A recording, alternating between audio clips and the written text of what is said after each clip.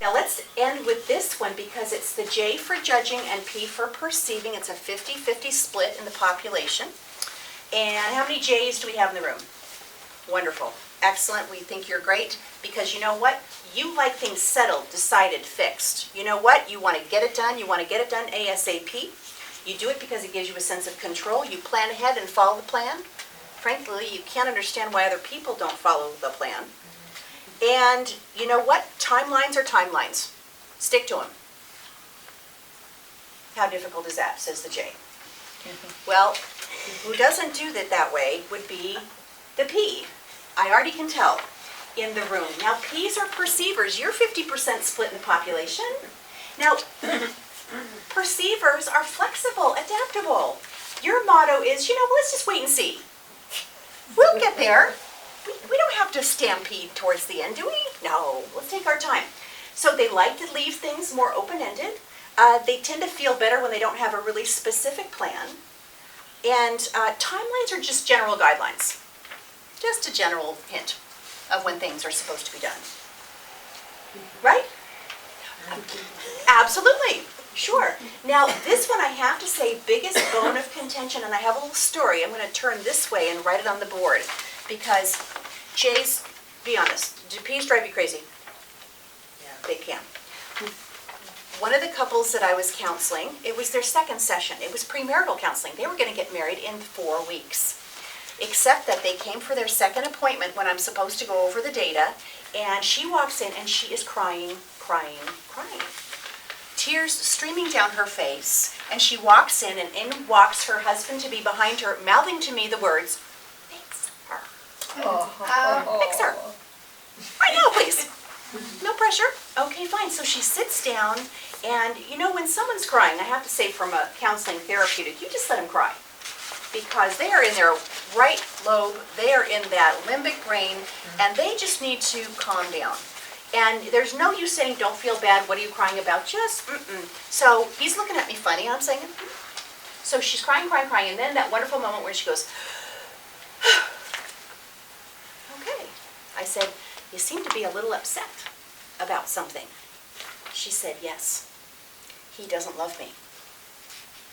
He's like, "Oh, I love you, we're getting married in 4 weeks, what are you talking about?" And she says, "No, he doesn't love me. I just know it, and I don't even know if I want to go through with this wedding." I said, "Okay, he says he loves you, you say he doesn't. Can you give me some behaviors here?" She goes, "Absolutely." She says, "You know what? We have 4 weeks to go before the wedding, and things aren't done. And he just won't help." And she goes, "And about 2 months ago, I gave him a spreadsheet of all the things that he needed to do. He had 3 tasks to do every day. Has he even looked at that spreadsheet since the first day? No, he has not even looked at that spreadsheet." And he says, "I love you with all my heart, but I can't do a spreadsheet. I just can't do a spreadsheet." I said, "Okay." And she looks at me like, "See, he doesn't love me."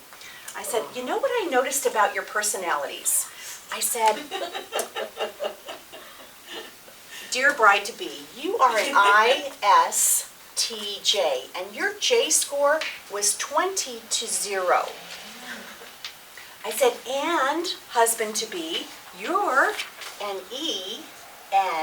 ENFP, and your score here is 20 to 0. I said, "I want to kind of give you an example of what that looks like." And she is looking at me like, "Fine, but I'm still not marrying him." So I said, "Okay, here's what I wanted to think about this. Let's think about it this way. Let's say that I have a J and a P, right? And they're both going to a meeting, and the meeting is about a big event that's happening in about 30 days. I said, so let's draw a timeline. Here we go. They've both gone to the same meeting, and in 30 days from now, there's a project that needs to be completed. I said, in my experience, a J doesn't even leave that meeting before they start getting their list of things to do ready, and they start at it ASAP. They start making phone calls. They start making reservations. They order the binders. They contact the managers. They make sure that the venue is open, and they just work tirelessly, boom, boom, boom, to get it done, get it done, get it done." And she says, "Yes." I said, "What happens when the P goes to the very same meeting?" That was a pretty good meeting. Wasn't that fun? We talked, I haven't seen her in a really long time. That was so much fun. I think this is going to be a pretty fun event. You know what, we could probably do, it really has nothing to do really with the event in 30 days, but I think it'd be kind of fun if we did this too. Wouldn't that be great? So they're kind of taking it all in. And about this time, this person looks at this person and they say to them, how's it going for the project? And what does the P say? Really good, thanks for asking. And she says, good, you made the phone calls. Well, no. You reserved the room. No. Please tell me you've ordered the binders and contacted the supervisors. No. I've been doing some processing. I've been thinking about it. But you know what? I have got 14 more days. It's gonna be fine.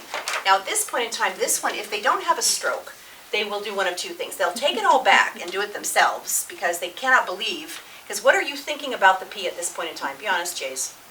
Lazy. Lazy, absolutely lazy, undisciplined, freeloaders, and they're getting a check. It is just so irritating to a J that this can happen.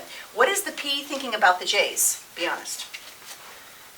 Uptight control freak? Oh, for heaven's sake, can't you calm down? Not that big of a deal. Or you think P's totally incompetent. Completely incompetent, absolutely. Not lazy, just incompetent. You know what? Lazy is the choice, incompetent is... There you go. Thank you for that clarification. So what usually happens is the P says, okay, well, I'll get started. And so they start getting things done, and they get a few, and then, oh, okay. And up to the 2 minutes before the due date is done. When I was managing a group of people, I had a standard Friday at 3 o'clock deadline. It made my life easy. No matter what the project was, I wanted to see Friday at 3 o'clock.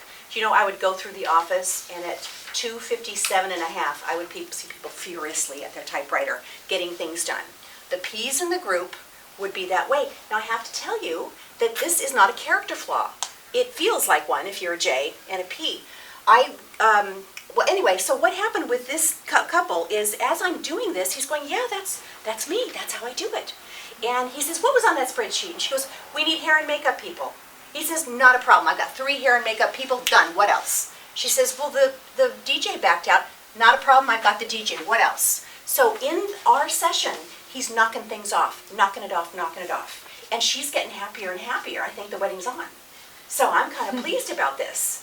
And so I said, you know, does this make sense? And she said, oh, totally, that's him. And that's me.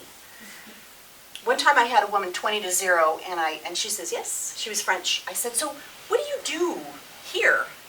You know, this piece of time. She goes, I wait for something to go wrong. It always does. I clean it up right away. I said, okay then, nice to know. Fascinating. So, with this couple, I said to her, you know, you love this guy, and you said you'd marry him. But can you see that he was this way when he was 4 years old? And are there any kind of assets to what he's like? And she says, you know what? We work in this big church, and with 5 minutes notice, he can stand up and he can lead a 200 group organization in song, or he'll just stand up and extemporaneously just talk. He's amazing. He's just gifted. He's so good, and he doesn't need all that prep time. He just seems to intuitively know, and he's so good at it.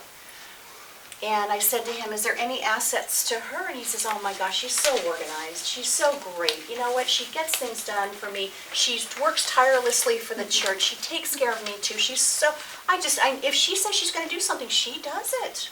She's a wonderful person. So I'm thinking, okay, this is good. And then she asks the question, well, Catherine, when's he going to change? Thank you. And I said, you know, he could go to school for 4 years and study to be a J, and you know what? I don't think it's going to take. And just like you could go to school for 4 years and you wouldn't be a P. So what is my motto? Know yourself really well, know the person that you love or the people you're in a relationship really well, and then what does Pat Allen teach? Negotiate. Don't intimidate with fear, don't guiltify, but negotiate. Now, does anyone here think that they're kind of half and half? Okay, very good. Very often people, when they test half and half in any of these categories, sometimes mean at home I'm one way, at work I'm another. Okay?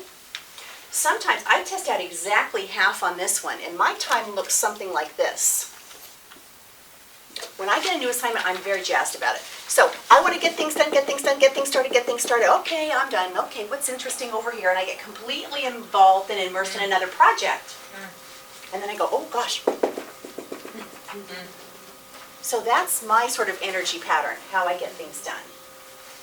So I know that about myself. So I'll put in all the structure here. By the way, if you're a J and you have a P that you're working for, I have to tell you, never give them 30 days to do anything. It's 7 days and I want it on my desk Friday at 3 o'clock. Email preferably, then you have the timeline. Then 14 days into it, then 21 days into it, and then here you go with your 30-day guideline. They do not have the innate sense of time. You J's have a wonderful sense of time and immediacy and get it done now. You just are flummoxed when these don't, and they don't. They just don't. Had a wonderful couple, after a year of marriage, he said, I'm taking you out of town, we're going to Santa Barbara for our anniversary. And she said, that's great, we've been working so hard. So they get in the car and they're driving to Santa Barbara, they're talking, and she says, I forgot to ask, where are we staying? He says, we'll figure that out when we get there.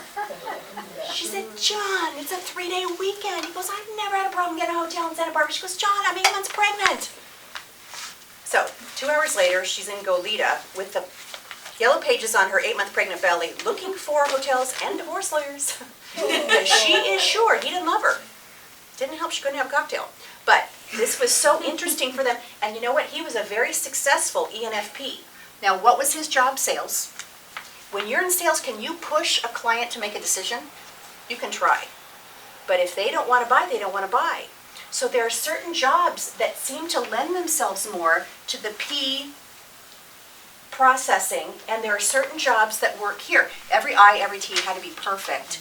He was in sales of a multinational company, and he made a lot of money, but he was very comfortable with that kind of just in time, let's wait and see, and then get it all done at the last minute.